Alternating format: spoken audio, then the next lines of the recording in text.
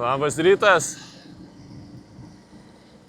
Šiandien važiuoju į Khon Kaen miestą, kuris yra už 380 km, 5,5 valandos kelio. Esu nusimatęs kelis sustojimus, sustosim prie tokio medinio seno tilto, lygtaisis medinis. Ir dar yra viena tokia būda ant kalno, kurią irgi norėčiau aplankyti. O daugiau žiūrėsim dienos eigoje, ekspromtu.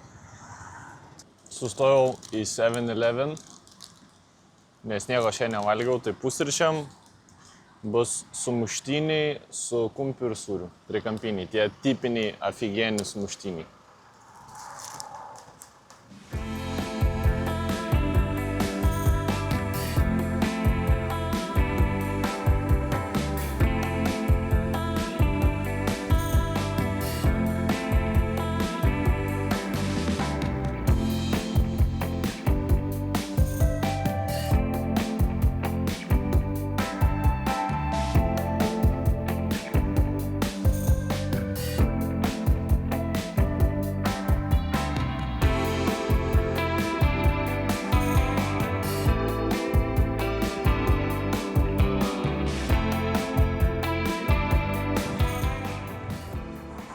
Tai ką, atvažiavau prie pirmo šiandienos lankytino objekto. Vaizdai tai wow. Aš galvojau, išvažiavau iš kalnų, pasirodo nelabai.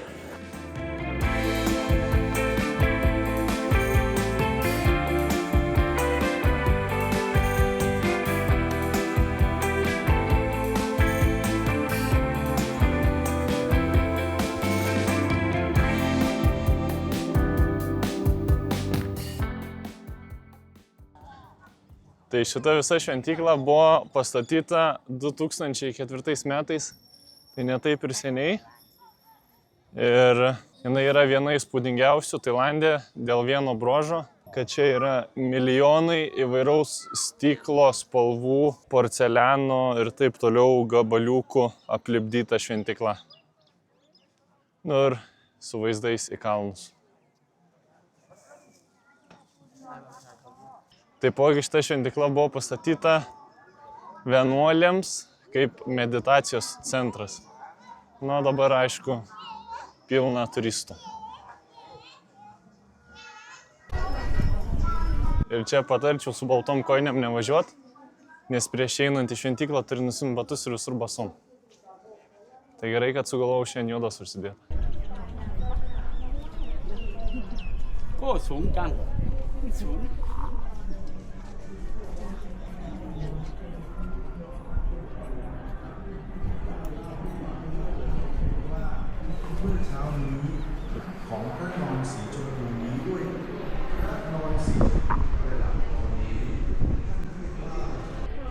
Tai va ten tas pastatas aplipdytas yra stiklo, porceliano, keramikos visokiais gabaliukais. Tai nueisim ten vėliau. Pradėjau nuo pagrindinio pastato, tai 5 baltos sėdinčios būdos. Ir jos yra pagrindinis simbolis šitos šventyklos.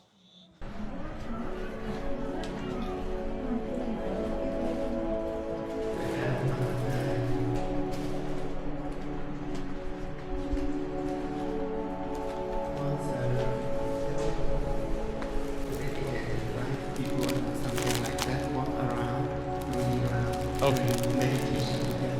And make what? Like a meditation. Meditation. Okay. And walk 3 rounds. Okay. You can record video. Okay. Thank you. 3 rounds.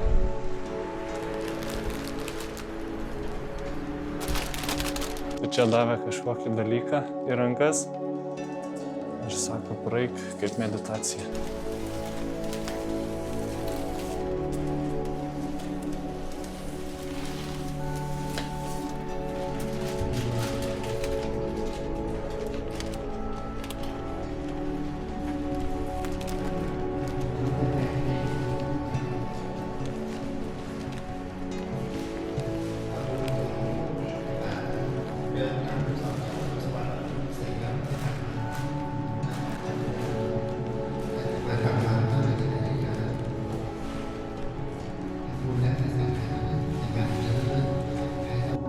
dabar su šito daryti?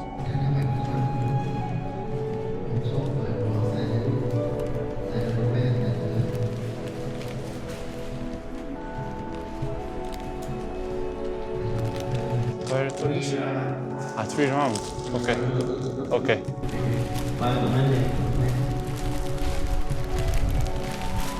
Ir taip eisiu dabar 3 ratus. Tai jau vieną apėjau, dar 2 einu.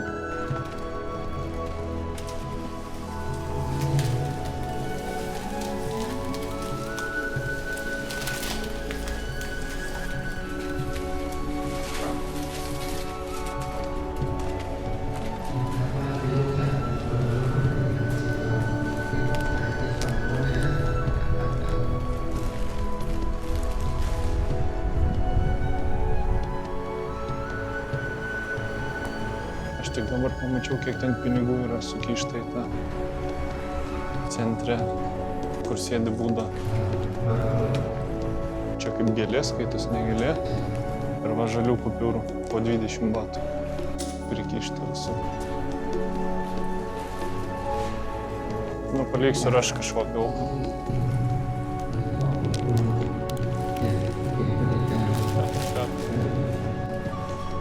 Turiu čionai apie 30 batų.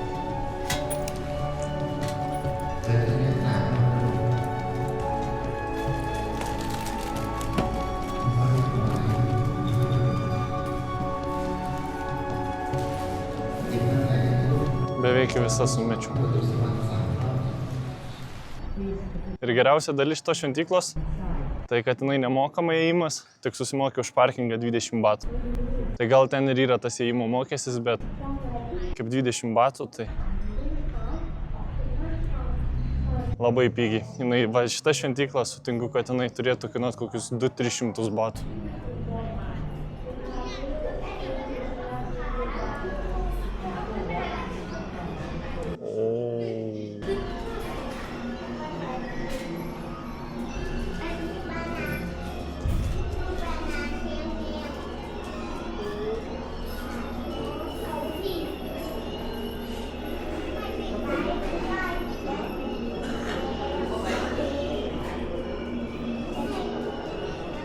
Wow.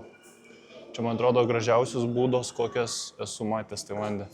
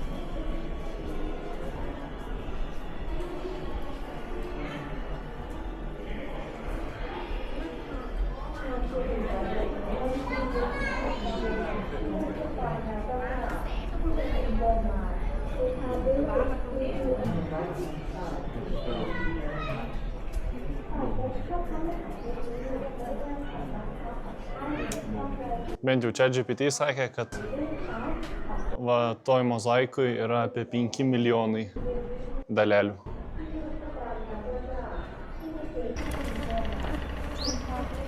Užlipau jau į patį viršų šito pastato. Tai čia yra pagrindiniai šitie 2 pastatai, tos baltos būdos ir šitas.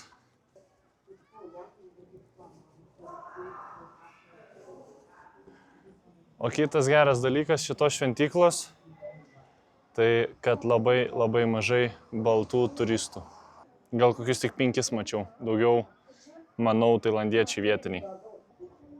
Wow, paliko tikrai gerą įspūdį, nesitikėjau to, visiškai nesitikėjau. Atėjau čia papietaut, nes čia prie tos šventyklos yra toks mažas kaimelis, miestelis. Tai atėjau pavalgyti, papietausiu ir tada leisiu toliau kelią. Sekantis stotelė bus tas tiltas.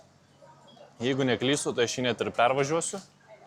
ir iki galutinio šiandienos tikslo miesto nuo čia yra 200 km apie 3 valandos. Tai realiai pusiaukelėje jau esu.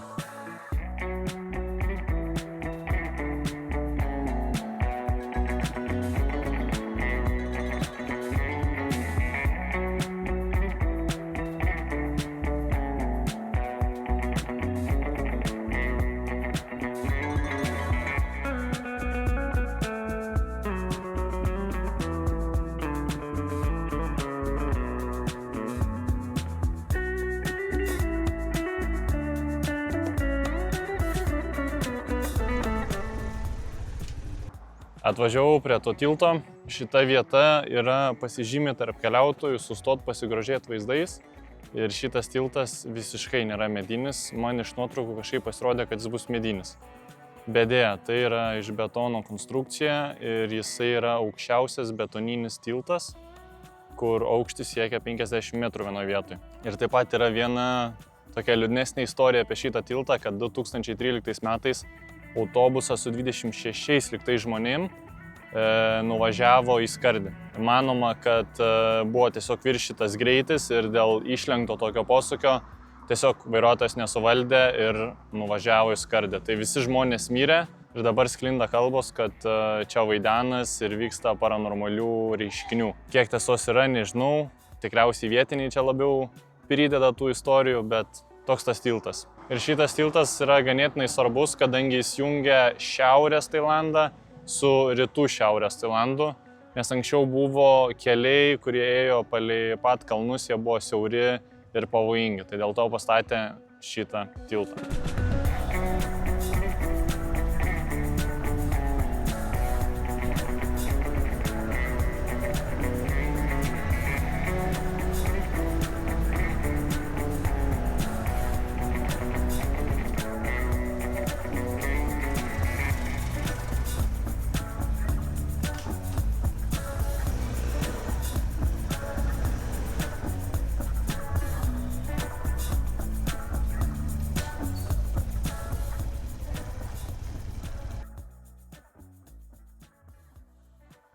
Labas rytas, 9 valandos, palieku viešbutį ir leidžiamės į kelią.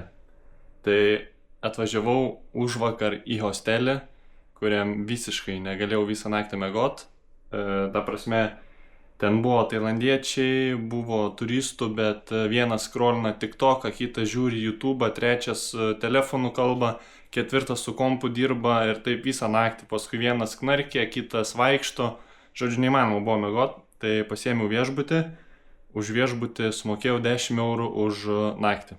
Tai labai gerai šiandien išsimiegojau, pilnas jėgų, pailsėjau, pasidariau servisą, nuvažiavau išsiskalbt drabužių, pasidėliau tolimesnį maršrutą, pamontavau jum praeitą video ir dabar leidžiamės į kelią.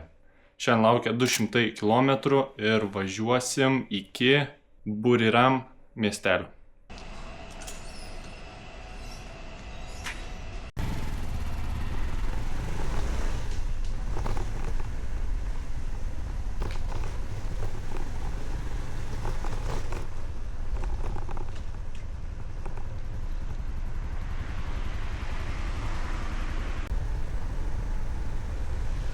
Tai šitas miestas, kuriame dabar esu, iš kurio išvažiuoju, jisai ganėtinai nemažas. Per tiek laiko, kiek čia pabuvau ir apvažiavau tvarkant reikalus ar važiuojant valgyt, tai iš viso sutikau gal 10 turistų, labai mažai turistų, baltų. Ir yra keli geresni viešbučiai, bet nelabai čia kas veikti yra. Išlankytinų objektų nėra labai čia kažko daug. Bet jeigu norit pakeliauti ne taip kaip visi turistai, turit laiko, gali čia atvažiuoti. Nes šitas miestas centriniam, dešiniam, viršutiniam kampe Tailando. Čia yra kelių iki čia davažiuoti.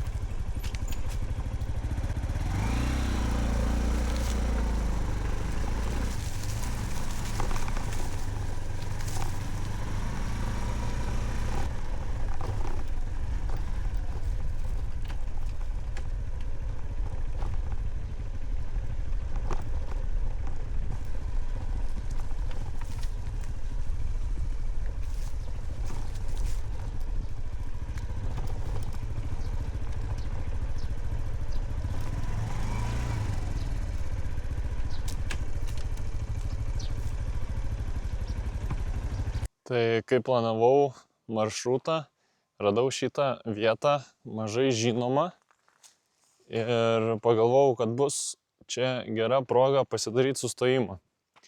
Tai aš čia sustojau tokioj vietoj, kur smiltainiai erozijos būdu susiformavo į tokias įdomias uolienas. Truputį pasivaikščiosiu, pasižvalgysiu.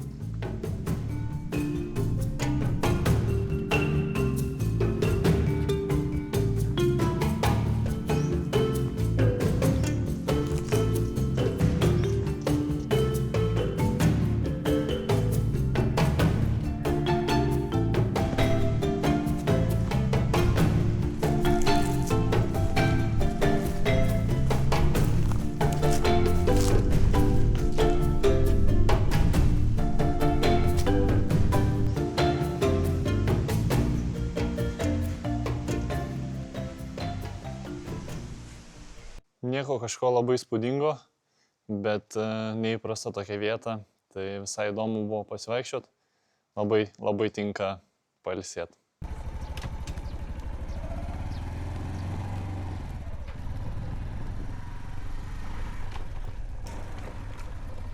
Tai ką, dabar planas išvažiuoti čia kažkaip. Man dabar reikia užlipti ant šito.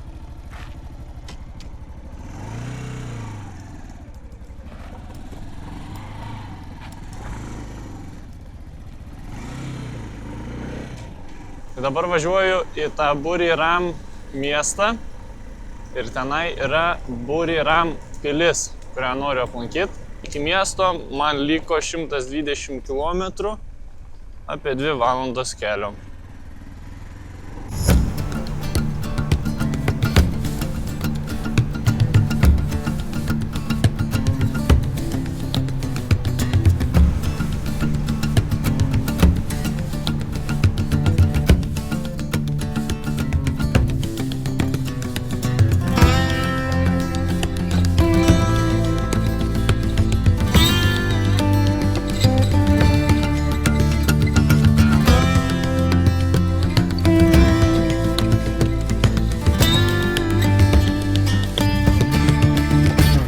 Dabar važiuoju iki viešbučio, pasidėsiu daiktus ir tada važiuosim apžiūrėti Buriram pilį. Jinai čia netoli miesto randas. Pasiėmiau šiandien butik viešbutį, sumokėjau 13 eurų. Nors ten originali kaina, man atrodo, gal 46-50 eurų, kažkas tokio. Tai ale su nuolaida. Tai nežinau, ar čia marketingo triukas, ar iš tikro taip yra, iš nuotraukų atrodė visai neblogai. Ir pasiėmiau šitą viešbutį, nes hostelis 8 eurai, čia 13 eurų. Tai galvoju, gerai, sumokėsiu truputį daugiau, bet miegosiu ir gyvensiu šiandien kaip ponas vėl.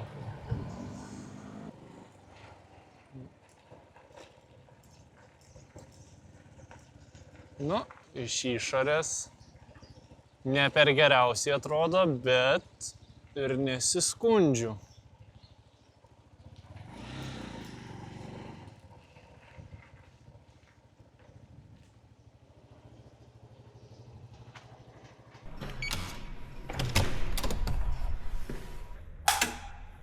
Nu ką, kambario turas. Tokioj lovai dideliai jau senai nemiegojau. O, turiu ir balkoną.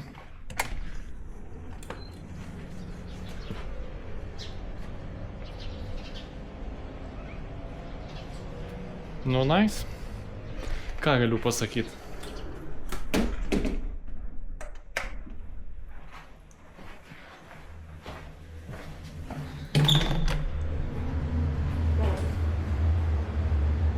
Man tinka.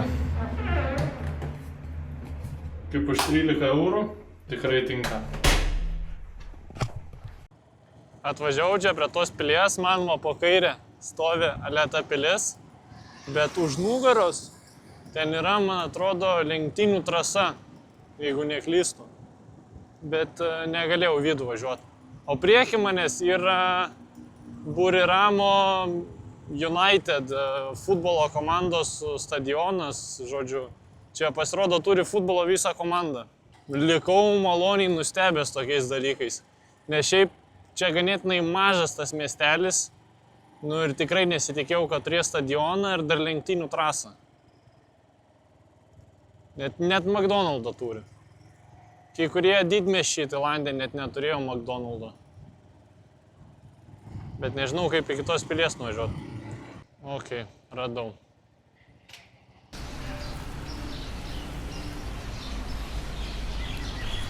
Taip gavos, kad nepasidomėjau prieš važiuojant čia. Ir Google Maps'uose, jeigu įsivedus Buriram Castle, tai parodys būtent tą pilį. Bet iš tikro, tai čia yra viskas biški plačiau ir įdomiau. Tai tenai yra lenktynių trasa, kurioje vyksta sportinės lenktynės MotoGP. Tas stadionas yra vienas įspūdingiausių ir moderniausių stadionų pietryčių Azijoje. O ta futbolo komanda Buriram United, jinai buvo keletą metų iš eilės viena stipriausių ir geriausių futbolo komandų Tailande. Žaidė labai aukštose pozicijose. Aš apie futbolą apskritai nelabai domiuosi, jis man nelabai įdomus, bet dabar pasidomėjau apie visą šitą vietą, tai ta komanda buvo viena geriausių pirmoji vietoj ir ilgus metus išlaikė būtent tas aukštas pozicijas. Tai dabar einu pasižiūrėsiu tą būtent pilį vadinamą. Ir jeigu gerai aš ten pamačiau, tai šita Buriram pilis yra pavaizduota ant Buriram United futbolo aprangos marškinėlių.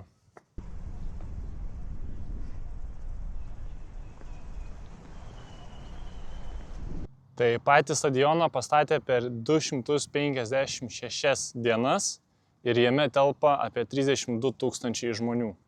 Ir šis stadionas yra Isano regiono pasididžiavimas, taipogi jisai yra svarbus ekonomiškai ir pritraukia nemažai turistų.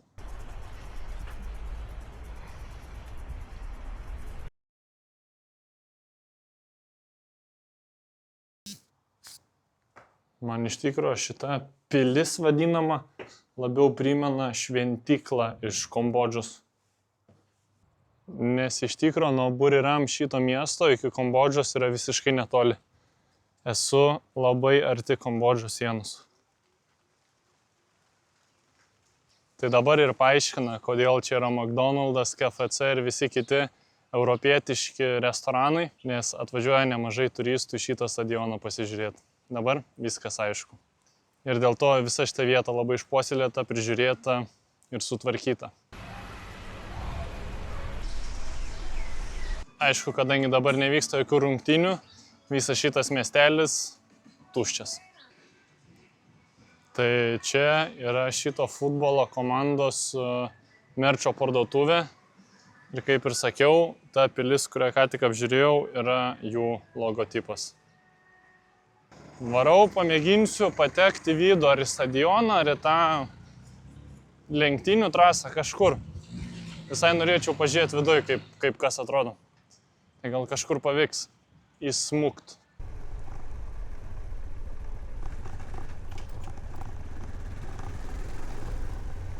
Nežinau, tiesiog važiavau ir važiavau. Nei jis ten man kažką mojavo sustot, nei ką. Tai atvažiavau čia dabar į tą lenktynių trasą. Gal pavyks kažką daugiau pamatyti.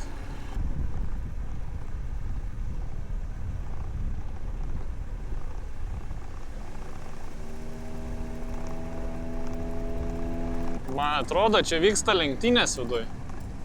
Nes girdžiu, kaip važinėja ar su mocais, ar su kažkuom. Bet man atrodo, vyksta lenktynės. Tai gal pavyks pažiūrėti dar kokių lenktynių, žiūrėkit.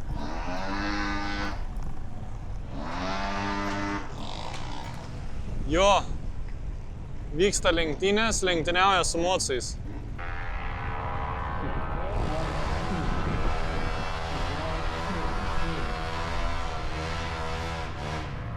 Geras. Noriu į vidų nusigauti kažkaip. Tai pavyko čia kažkaip ateiti į vidų. Tai pasižiūrėsim porą lenktynių.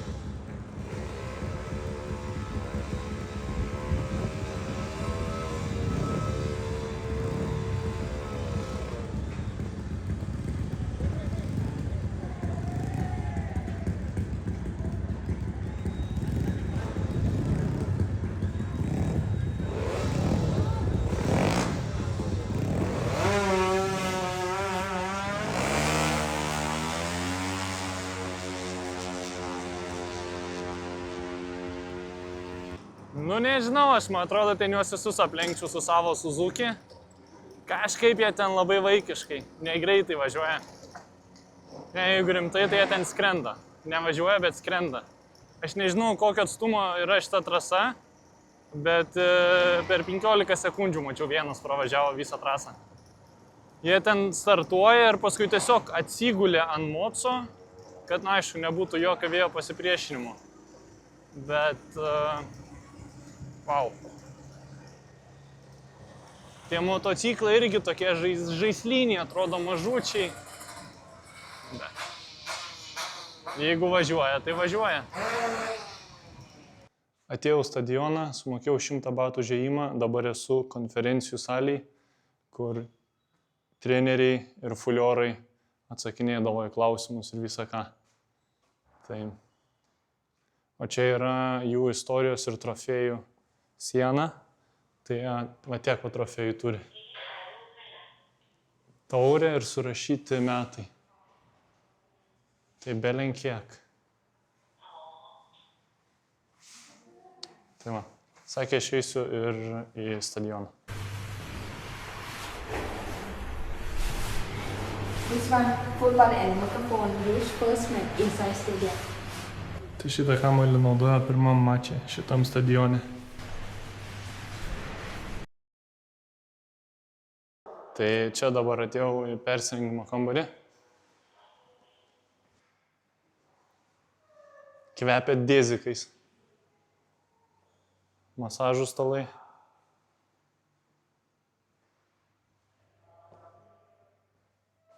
Dušai, tualetai.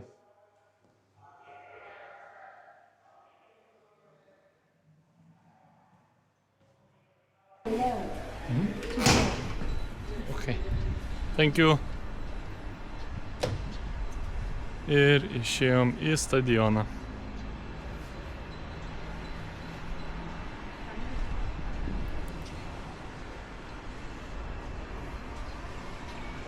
Tai sakė, šita žolė importuota iš Australijos ir ją kainavo įsigyti 10 milijonų batų.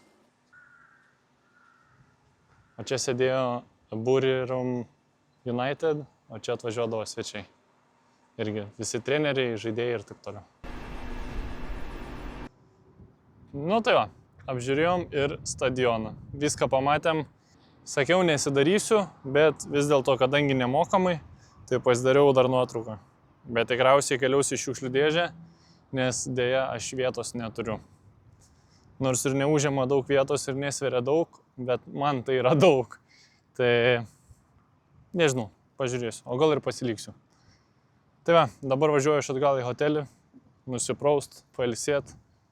Galbūt dar vakare išeisim į miestą. Nepažadu, bet galbūt. Labas rytas. Tai vakar realiai niekur aš nebeišėjau į jokį miestą. Nuėjau anksčiau miegot, nes šiandien anksčiau pradedu ir važiuosiu į Kočango salą. Nusprendžiau, kad noriu į salą šiek tiek pagulėti po palmę, kaip sakoma. Tai man iki Kočango yra 400 km apie 6 valandos. Nei daug, nei mažai, tai dėl to atsikėliau truputį anksčiau, kad suspėčiau šiandien į keltą, nes paskutinis plaukia apie 6 valandą. Tai turėčiau tikrai spėt. Ir jo, važiuoju į Kočangą, tenai pagulėsiu, pailsėsiu truputį, tęsim kelionę toliau. Niekur neplanuoju stot, nusprendžiau, kad važiuojam tiesiai į Kočangą.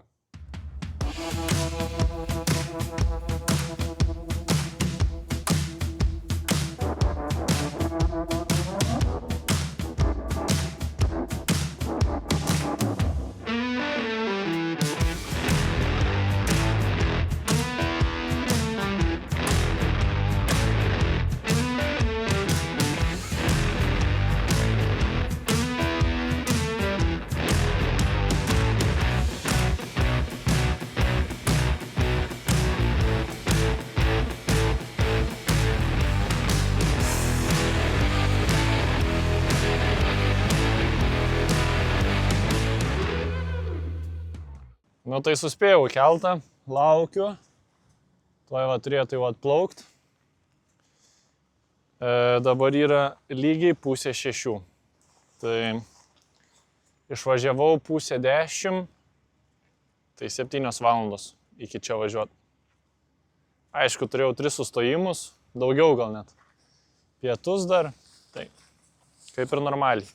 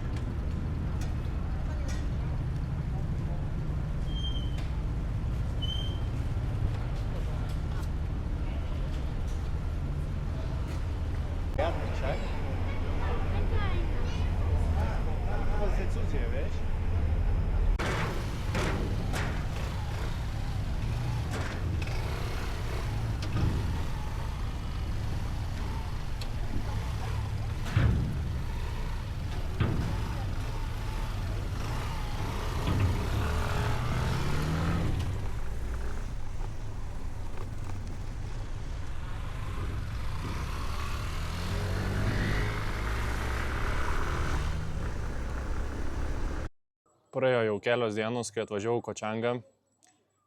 Realiai tas dienas nieko neveikiau. Ėjau paplūdimį, gulėjau, ilsėjaus ir tiesiog brain rotinau, kaip sakau. Tai tai šitą video pabaigsiu aš čia. Dabar kaip tik montuoju jį, tai matau, kad nenufilmavau pabaigos. Tai ačiū, kad žiūrėjot. Aš tikiuosi, jums buvo įdomu, patiko. Jeigu patiko, užsiprenumeruokit mano kanalą, nes dar bus daug video iš Tailando. Leidžiuosi į pietus, kur salų bus dar daugiau. Iš šitos salos video bus, tikriausiai, bet noriu jį pamėginti daryti anglų kalba. Nusprendžiau, kad galbūt noriu pradėti daryti visus savo video anglų kalba, tai bus matyt. Arba jūs jį pamatysit, arba jūs jo nepamatysit. Tai va, tai tuomet sustinkam kitam video. Aš iš salos planuoju išvažiuoti apie 20 dieną. Tai, žodžiu, už kelių dienų bus tada tas sekantis video ir sustinkam jau iš kelio. Čiau.